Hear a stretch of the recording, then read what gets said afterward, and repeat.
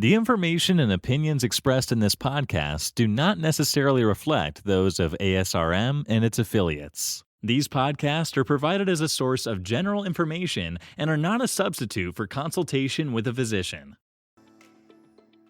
When counseling patients, I think you have to address all those concerns. So the goal is to not do any extra fertility treatment. The goal is to only anticipate what you might need. Fertility preservation is an important part of reproductive health and choice, and we discuss it today on the podcast. Welcome to ASRM Today, a podcast that takes a deeper dive into the current topics in reproductive medicine. I'm Jeffrey Hayes. For this episode on fertility preservation at the time of fertility treatment, I spoke with Dr. Julie Lamb, who's a physician at Pacific Northwest Fertility and IVF Specialists, is director of the Center for Fertility Preservation and clinical faculty at the University of Washington in Seattle, Washington. I found our conversation to be incredibly enlightening, and I jumped right into the topic with her. So, I was reading some really interesting publications leading up to our interview today, and I want to ask you about how are clinicians and REIs offering fertility preservation options at the time of their fertility treatment? Jeff, I think that a lot of times we are so consumed with helping the patient in the here and now, we forget to take a step back and ask the patient about what their overall family building goal is. So taking time to kind of ask them how they envision their future family and kind of individualize or personalized treatment plan based on their overall family building goals, I think can be a really important part of the REI physician. So, hypothetical scenario here, let's say a patient comes in for a consult.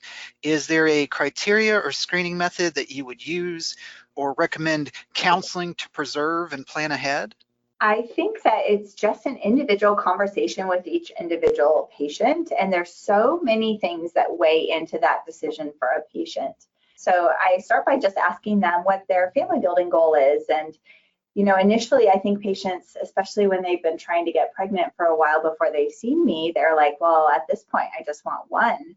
But when they take a step back, they're, oftentimes will be like, well, I'd envisioned my family as someday having 2 kids. I just didn't anticipate that it would take us this many years to conceive. And now I feel like my only chance is to have one child. And so I think that having that discussion with them and as they learn more about the fertility treatment options, I think getting to know about some of the fertility preservation options at the same time as fertility treatment can be really helpful if that's something that they're interested in.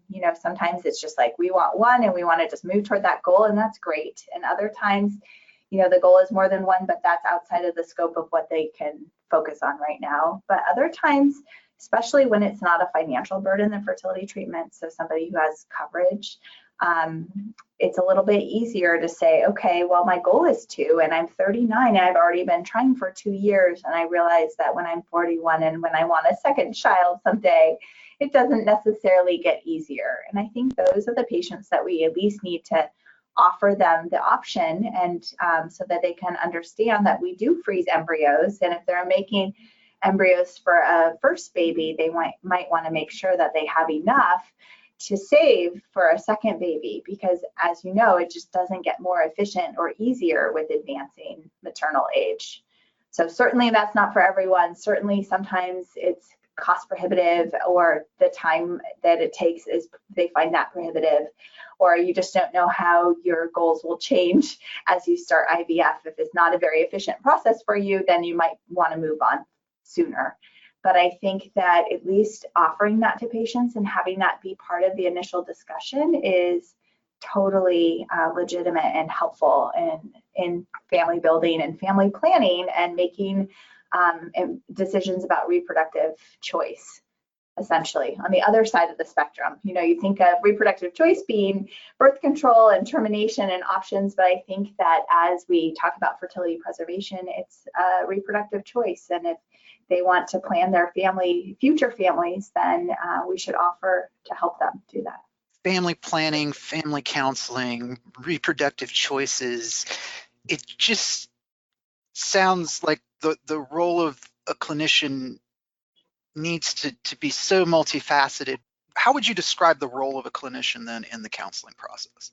I think that there's never a right answer for the next treatment option. Everyone is so different, and you really have to listen to your patients, what their goals are, what their needs are, and then just continue to reassess at each step of the way.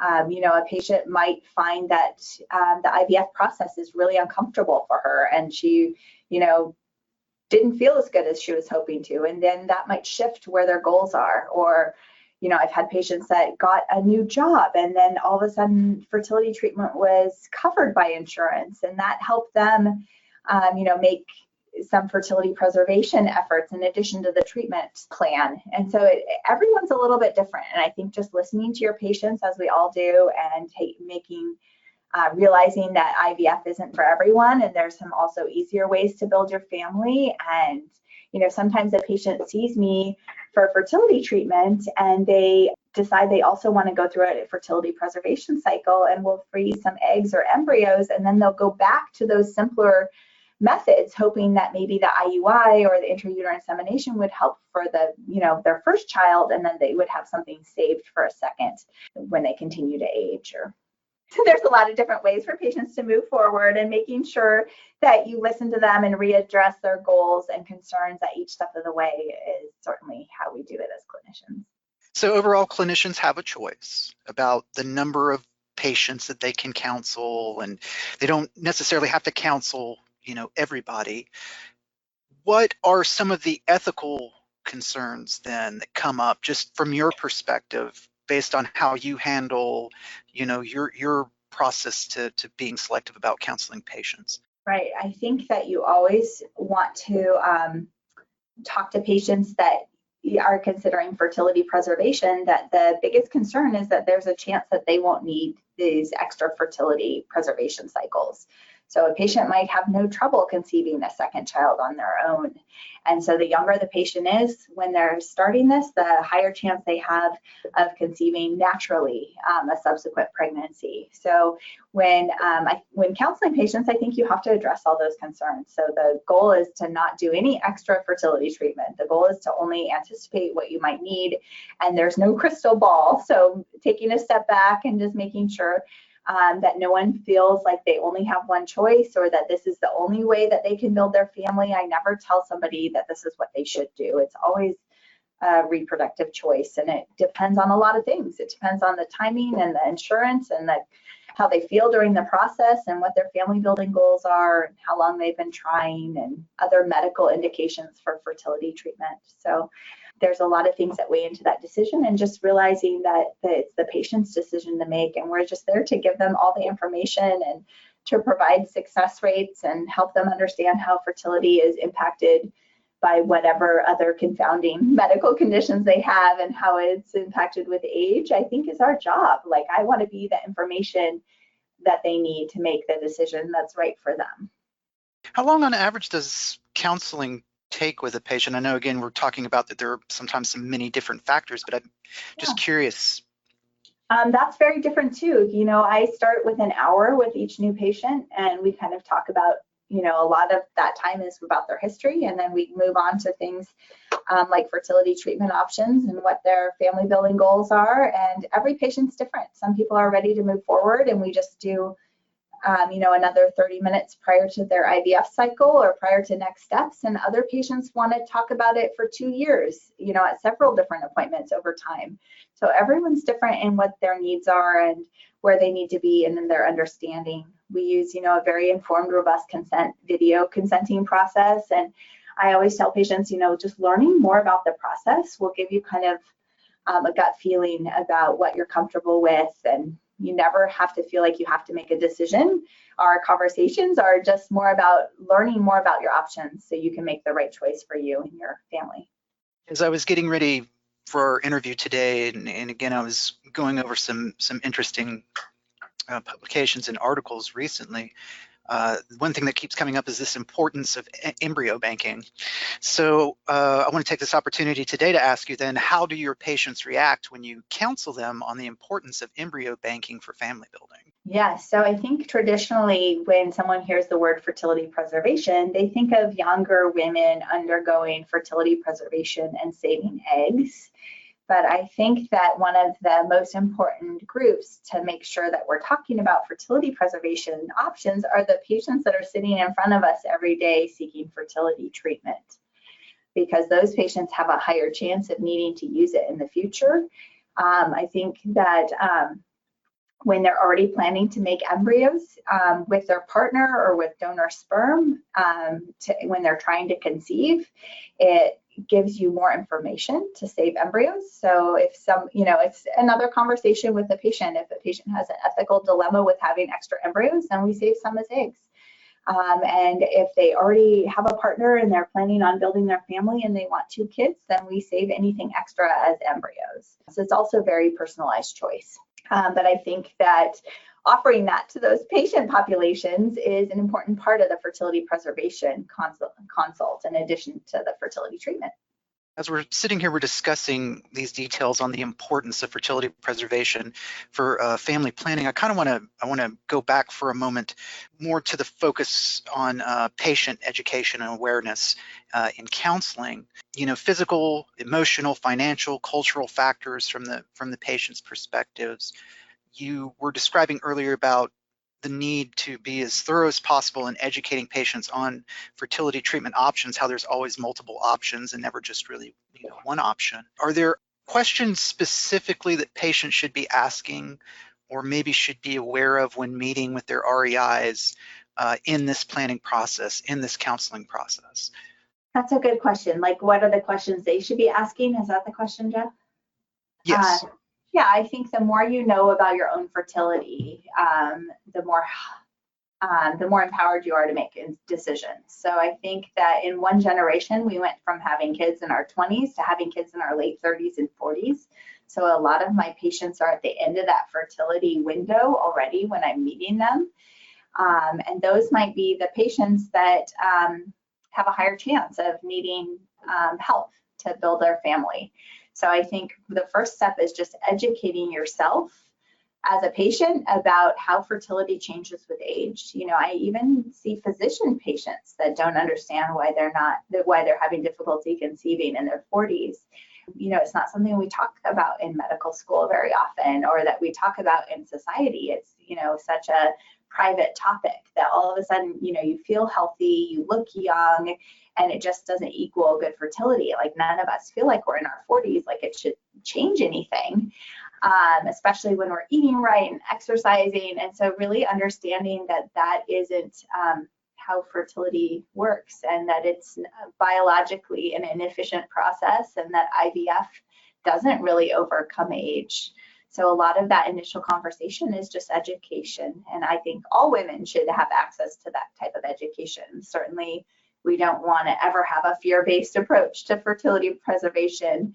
I think it just needs to be educational, and so patients can make a decision that's right for them when they're, when they're learning about how fertility changes with age, or how, their PCOS or their endometriosis or their prior ovarian surgeries affect reproductive potential and success rates with fertility treatment as they continue to age. So there's a lot of things that impact fertility and in addition to age. So taking those into consideration for the individual patient as they kind of learn about their options, I think is really important. It's interesting you mentioned people say that, well, I eat right and I exercise and I do all of these things, and still their frustration that mounts from not being able to become pregnant. Are there any extra steps that you have found that are successful for a woman or a family to undergo in fertility preservation or in the fertility preservation process and in preparation for the future? I think, education is key. Looking and learning about your body and learning about the process takes away an element of stress. We used to say, pre-pandemic, we used to say, make your social calendar lighter and your work calendar lighter so you can better tolerate all of this process, because trying to juggle it with a busy social life and busy work schedule makes it more stressful. In the middle of the pandemic, none of us are doing very much, so it's a little bit easier to moderate activity. But in terms of managing the injections and managing the process, people do better when they aren't as busy and anxious about hiding it from work and can take a few days off if they need it. Or I think that's always helpful. I found over time, like talking to a counselor is also helpful, like a therapist. So really paying attention to self-care and to all the kind of unexpected psychosocial issues that surround fertility and family building and family planning is an important piece of this. So we're used to working hard and getting the results we want. And so to have something that's outside of that and outside of your control is stressful for patients. So managing that and understanding, what your goals are and how you feel about different treatments is really helpful for patients. So working with a mental health provider, I found to be very helpful in addition to education. This whole topic of fertility preservation is so large and important in reproductive health in general, and I think that this has been a fascinating conversation today. It's definitely been enlightening for me, and I hope it's enlightening for people who listen to the show. Dr. Lamb, thank you so much for being able to take time out of your schedule to be with us today. It's my pleasure, Jeff. Thanks for having me. That was Dr. Julie Lamb, who's a physician at Pacific Northwest Fertility and IVF Specialists, director of the Center for Fertility Preservation and clinical faculty at the University of Washington in Seattle, Washington. I am Jeffrey Hayes, and this is ASRM Today. This concludes this episode of ASRM Today. For show notes, other information, and discussions, go to asrmtoday.org. This material is copyrighted by the American Society for Reproductive Medicine and may not be reproduced or used without express consent from ASRM.